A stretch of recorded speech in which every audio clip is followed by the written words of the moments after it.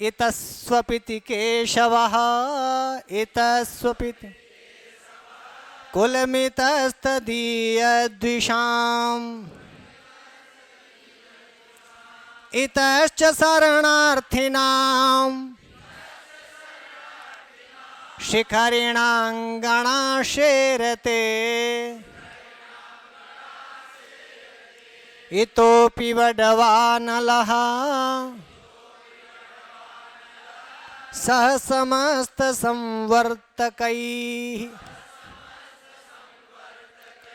अहो विततमूर्जितम् भरसहञ्च सिन्धोर्वपुः एतस्वपिति केशवः। बोले अहो विततम ऊर्जितम, चौथी लाइन देखना। अहो ये आश्चर्य युक्त एक अव्यय पद है। अहो बोले हाय, विततम माने बहुत विस्तृतम, विततम माने बहुत विस्तृत है, और ऊर्जितम जिसमें बहुत ऊर्जा है, जिसमें बहुत ऊर्जा है, ताकत है, बल है। अहो विततम ऊर्जितम और भरसहम, भरसहम माने भार जो सह सकता है वो भरसहम है, भार को सह लेने का सामर्थ्य जिसमें है वो भरसहम है। तो अहो हाय, यह विस्तारता, विस्तृतम विततम लिखा है, विततम माने हाय ये विस्तार, और हाय रे ये बल, और हाय रे ये भार सहने का सामर्थ्य। सिंधोर वपुः, सिंधु माने और वपु माने ये समुद्र का शरीर, इतना विस्तृत शरीर, इतना ओजस्वी शरीर और इतना भार सह सकने में समर्थ शरीर। भर्तृहरि कहते हैं कि इतना बड़ा शरीर, इतना बड़ा, इतना विस्तृत है। समुद्र छोटा होता है क्या? बहुत बड़ा होता है। इसीलिए भर्तृहरि ने कहा अहो विततम ऊर्जितम भरसहम, ये सारे विशेषण दिया सिंधोर वपुः का, कि अहो विततम ऊर्जितम भरसहम। और वपुः वपुषी वपुंषी नपुंसकलिंग में किसका? सिंधोः, सिंधु का, वपुः शरीर, ये समुद्र का।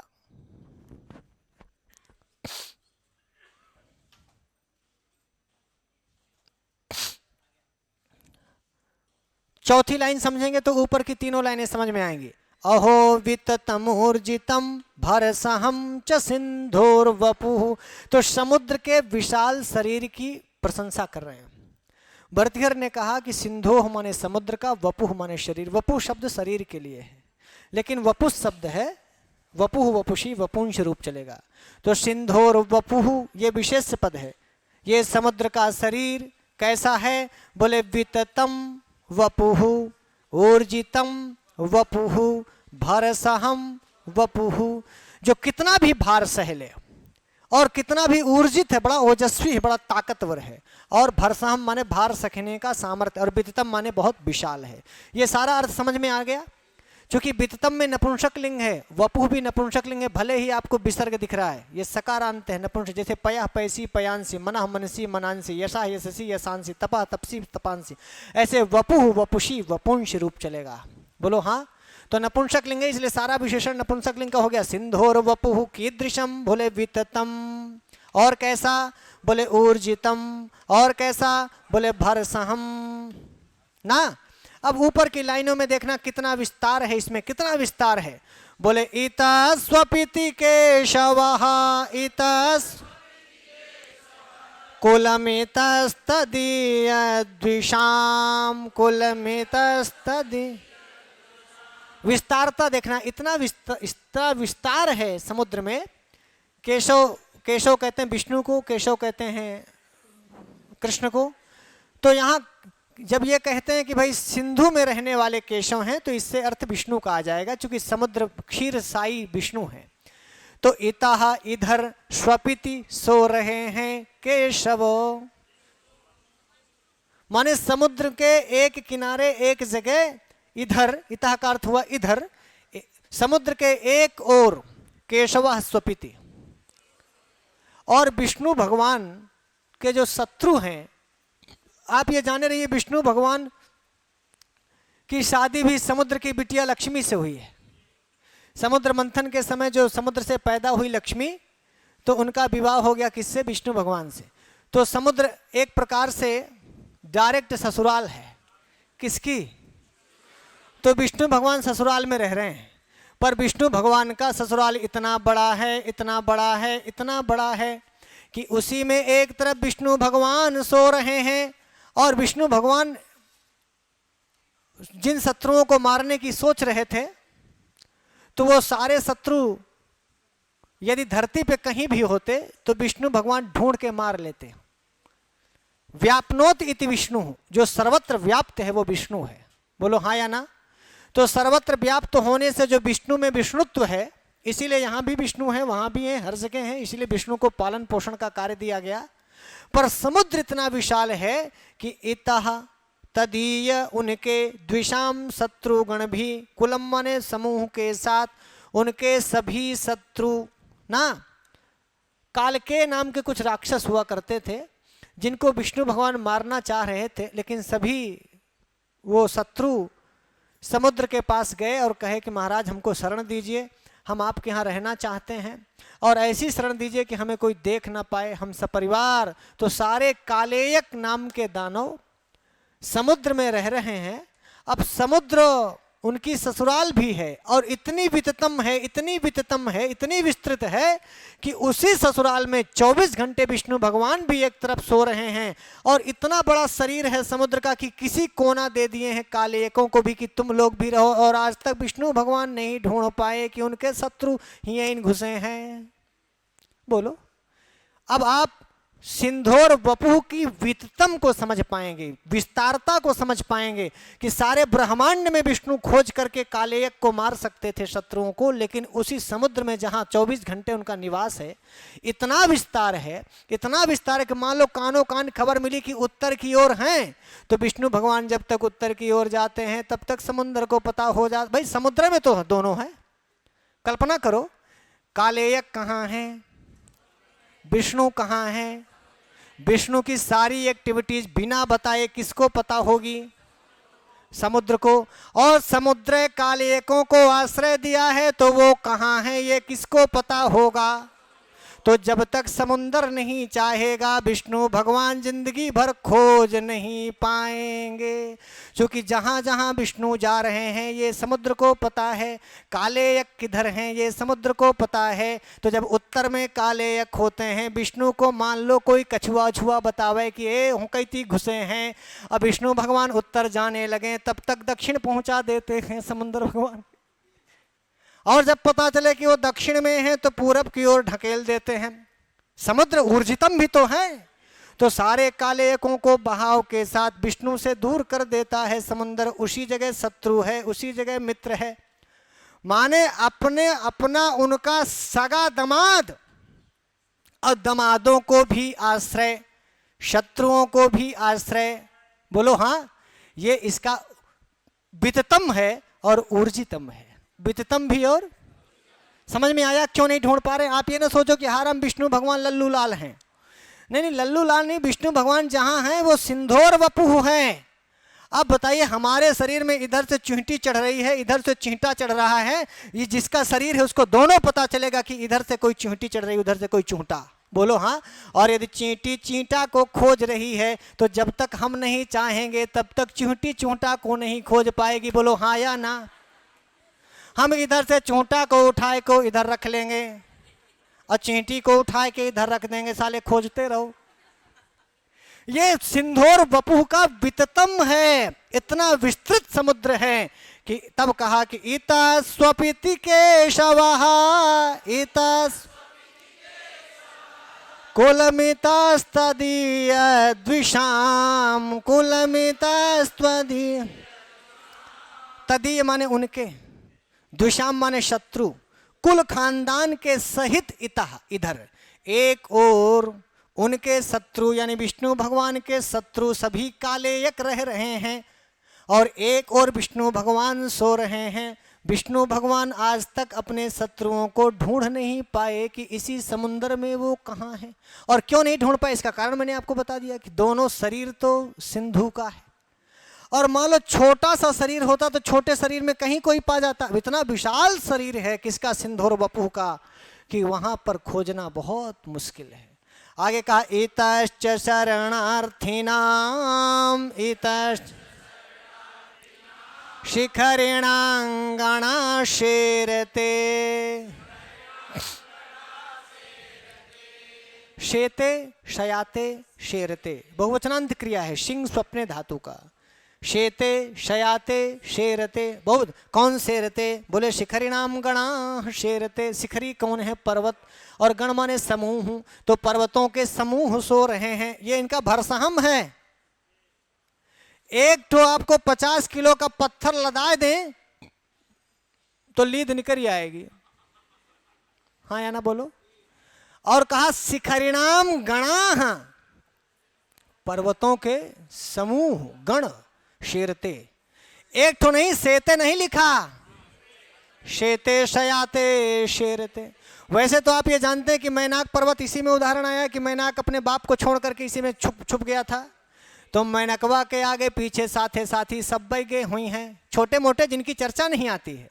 ये तो बड़का में मैनाक पर्वत हिमालय का पुत्र था तो उसकी चर्चा आ गई। ऐसे छोटे मोटे बहुत सारे पर्वत हिमालय के पास गए, जब इंद्र उनके पंख काट रहा था तो जिनको अपना पंख नहीं कटवाना था सब जा जा के समुद्र से कहे कि हमहू रहब हमहू रहब हमहू रहब। समुद्र कही तहूँ कूद जा तहूँ कूद जा तहूँ कूद जा। और आज तक कूदे गए किसी भी पर्वत के पंख इंद्र नहीं काट पाए। क्यों?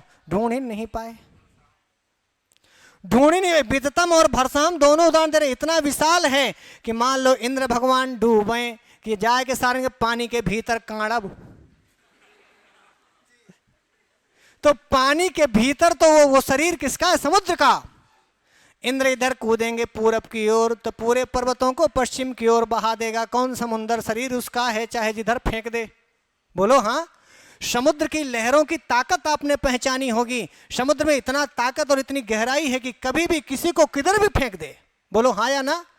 जिंदगी में कभी इंद्र, जितने लोग चले गए समुद्र की कोख में, समुद्र के यहाँ शरण लेने, आज तक उन लोगों का पंख सलामत है।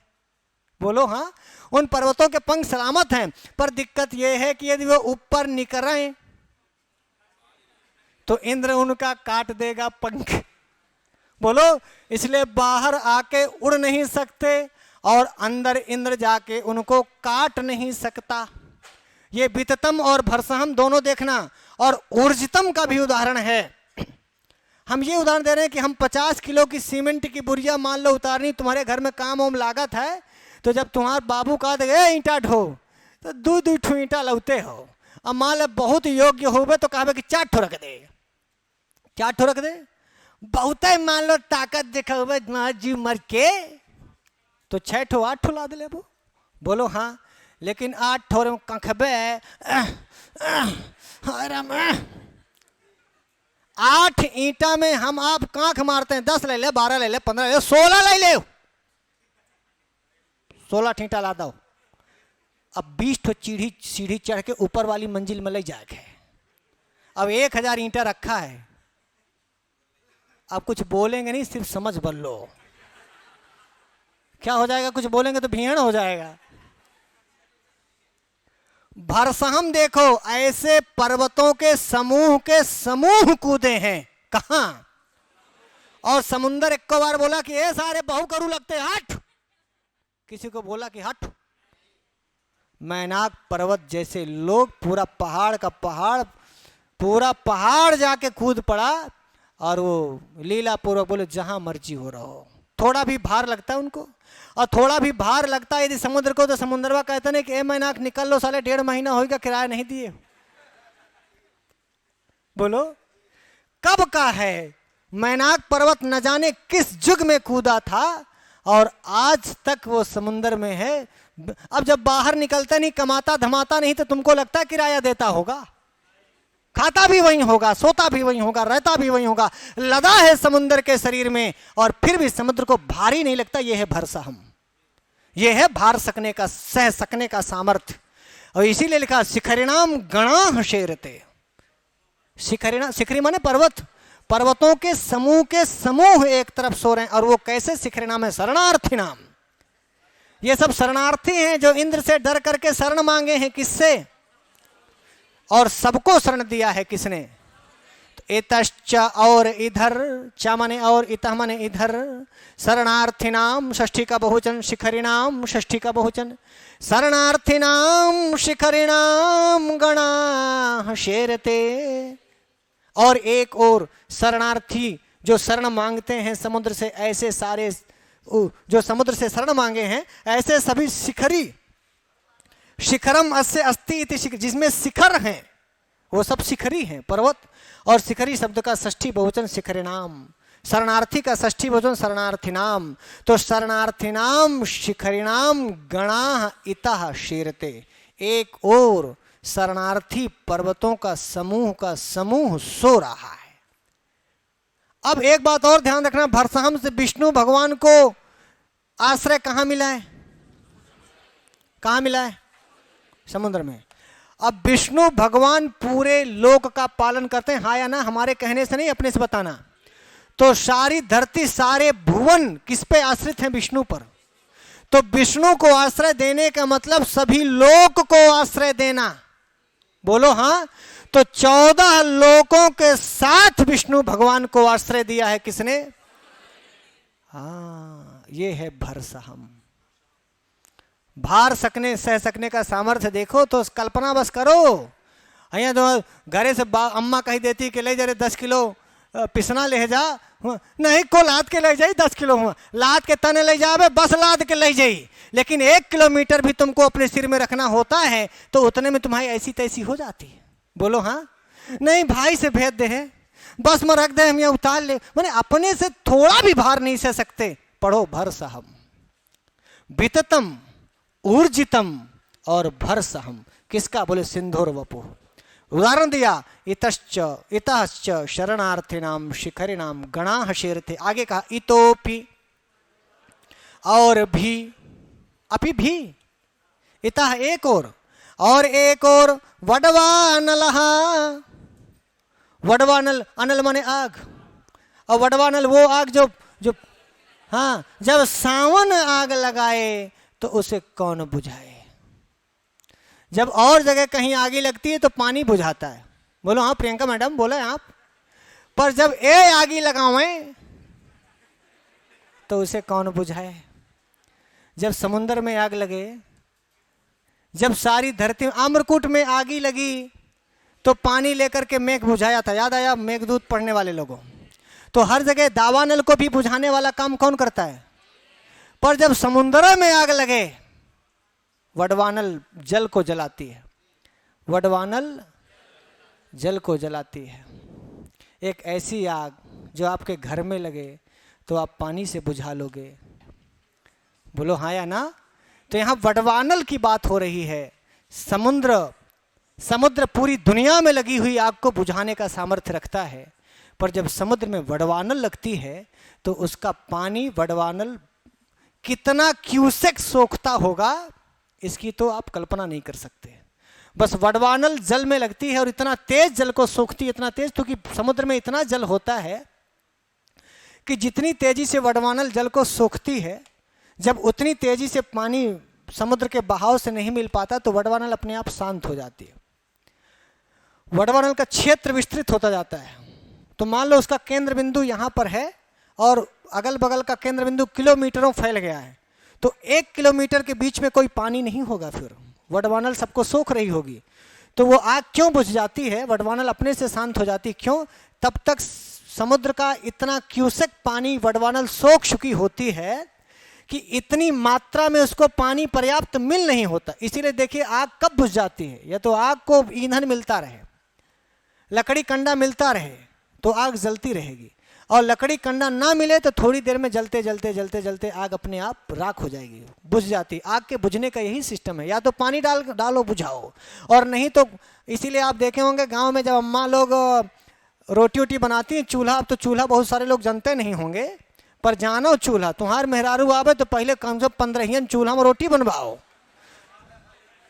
नहीं तो गैस सिलेंडर के अलावा कुछ जानेगी ही नहीं। अब आना इतोपि, वडवानल बता रहा था, वडवानल जो पानी में आग लगाती है, वो इतोपि वडवानलः सह समस्त संवर्तकैः। सह समस्त संवर्तक, ये मेघ की एक प्रजाति होती है। जातम वंशे भुवन विदिताम पुष्कर आवर्तक। पुष्कर, आवर्तक, संवर्तक, जो बहुत ज्यादा पानी लेते हैं समुद्र से। जब प्रलयंकारी बारिश होती है, प्रलय करने वाली बारिश होती है, सबको डुबा देने वाली बारिश होती है, तो सामान्य मेघ नहीं बरसते, उसमें प्रलयकारी मेघ पानी भी खूब लेते हैं समुद्र से, और वह पानी बहाते भी हैं कि पूरा शहर का शहर बह जाए। इतना बादल बरसे, इतना बादल बरसे, बादल का फटना बोलते हैं उसको, बरसना नहीं, क्या फटना। वो हाँ, उत्तराखंड वाली जो स्थिति आई थी, तो फिर उसमें संभलने का मौका नहीं मिलता ना, पूरे गांव के गांव, घर के घर बह जाते हैं। बस एक मंदिर बचा होता है भगवान शंकर का ना। भगवान शंकर के पास आया होगा पानी, बोले चलें, शंकर जी बोले नहीं अभी रहेंगे यहीं, तुम निकलो ना, यही कहेंगे तुम निकलो, अभी रहेंगे हम, फिर देखेंगे 2021, 22, 23 में जब चलना होगा तो बताएंगे। इतोपि वडवानलः सह समस्त संवर्तकैः सह, सभी प्रलयंकारी मेघों के साथ वडवानल भी उसी समुद्र का ही शोषण करती है। लेकिन फिर भी समुद्र की ऊर्जा में, समुद्र की विस्तारता में और समुद्र के भार सहन सामर्थ्य में किसी प्रकार की कोई कमी नहीं आती है। समझ में आया? ये सब यही बता रहे थे कि वडवानल कुआं में नहीं लगती, वडवानल कभी कुआं में सामर्थ्य नहीं वडवानल को पानी दे लेने का, 2 मिनट में वडवानल पूरे कुएं को सुखा दे। कुआं में वडवानल कभी आती ही नहीं। वडवानल तो समुद्र जैसी जगहों पे आती है और उस पूरे समुद्र के पानी को सुखा देने का सामर्थ्य वडवानल में होता है। ऐसे वडवानल भी कहाँ पे हैं? समुद्र में। लेकिन वो वडवानल जब इतना पानी सोख लेती है तो समुद्र की ऊर्जा समाप्त हो जानी चाहिए। उसका ऊर्जितम वाला जो ओजस्वी स्वरूप है, ऊर्जा वाला, वो खत्म हो जाना चाहिए कि नहीं? आपकी ऊर्जा, आपके अंदर भी तो पानी है, वो ब्लड क्या है आपका? लाल पानी ही है। अब मान लो एक आध बोतल निकल जाए तो चक्कर खा के गिर पड़ी हो। इसलिए डॉक्टर पहले आप ब्लड देने जाते हैं तो चेक करता है कि दे लायक हो कि नहीं। बोलो हाँ। और जो तो आप ही का कम है तो कहता है निकल लो गुरु, तुम्हारा ब्लड लेकर के साला फिर तुमको ब्लड चढ़ाएंगे। बोलो हाँ। इसीलिए उन लोगों जो लोग कभी ब्लड नहीं डोनेट किए रहते हैं, पहले तुमको डॉक्टर लेता ही नहीं है, कम रहेगा तो। और ज़्यादा भी रहे तो ब्लड देने के बाद यदि वो आपसे 1 बोतल से ज़्यादा नहीं लेता, चाहे आप कहो कि 5 बोतल ले लो, 5 बोतल ले लेगा तो फिर तुम्हारा क्या हाड़ बचाएगा? बात समझ में आई? मैं सिर्फ ये बता रहा हूँ कि ऊर्जा कम होती है। तो समुद्र का खून उसका पानी ही तो है, और यदि वडवानल सारे पानी को यानी खून पी ले तो उसका ऊर्जितम कम हो जाना चाहिए था, उसकी शक्ति कम हो जानी चाहिए थी। पर उन्होंने कहा अहो विततम ऊर्जितम भरसहम च सिंधोर्वपुः। हाय, ये समुद्र के शरीर की ऊर्जस्विता, ये समुद्र के शरीर की विस्तारता और ये समुद्र के शरीर की भार सहने का सामर्थ्य आश्चर्यचकित है। अहो, आश्चर्य युक्त है कि यहीं पर पर्वत सो रहे हैं, यहीं वडवानल है, यहीं समस्त संवर्तकों सहित प्रलयंकारी मेघ यहीं से पानी लेते हैं, और एक तरफ विष्णु भगवान सो रहे हैं और एक तरफ उनके शत्रु सो रहे हैं। कितना विस्तृत है, कितना ऊर्जित है और कितना भार सहने का सामर्थ्य है किसमें? अब देखिए, सिंधोर वपुः का ये परोपकारी स्वरूप ही तो है। यदि परोपकारी स्वरूप नहीं होता, बिटिया ब्याह दिया पर जरूरी है क्या कि दामाद को अपने घर में रखो? बोलो, ये जरूरी थोड़ी है कि दामाद घर में रहे घर जमाई बनकर। लेकिन विष्णु भगवान को स्थान दिया, ये समुद्र का परोपकारी स्वरूप। परोपकार पद्धति में क्यों लिखा ये बता रहा हूं। ये समुद्र का परोपकारी रूप है कि विष्णु भगवान को अपने यहाँ स्थान दिया, और ये समुद्र का परोपकारी स्वरूप ही है कि उनके पास जो भी शरणार्थी आया, चाहे पहाड़ आया हो, चाहे कालेयक आए हों, चाहे वडवानल आया हो, चाहे संवर्तक मेघ आए हों, किसी को उसने खाली नहीं लौटाया। बोलो हाँ। वडवानल समुद्र का कभी लाभ भी करती होगी क्या? बोलो, जब भी वडवानल आती होगी तो पनिया तो पीती होगी। और मान लो इतने साल, हजारों करोड़ों अरबों सालों से समुद्र ने कभी वडवानल को मना किया नहीं, कह देता कि ए वडवानल निकल लो, निकलो नहीं, डंडा डंडा पीटब तो हमारा इतना 1000 करोड़ों लीटर पानी पी चुके, नहीं पड़े रहो। वडवानल मेहरुआ मनसेरुआ लड़का सब पड़े रहो, पियो जितना पानी पीते हो। ये है ऊर्जा, ये परोपकारी स्वरूप है।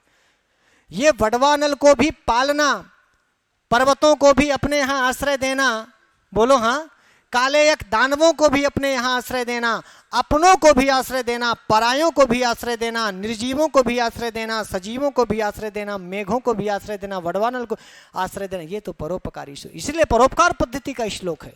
यहाँ समुद्र को बताने का भाव नहीं है, यहाँ समुद्र की परोपकार पक्ष को बताने का भाव है। कर लिया, तब कहा अहो वितत मूर्जितम, अहो भरसहंच सिंधोर्वपुः। कर लेंगे इसको, पृथ्वी छंद में लिखा है,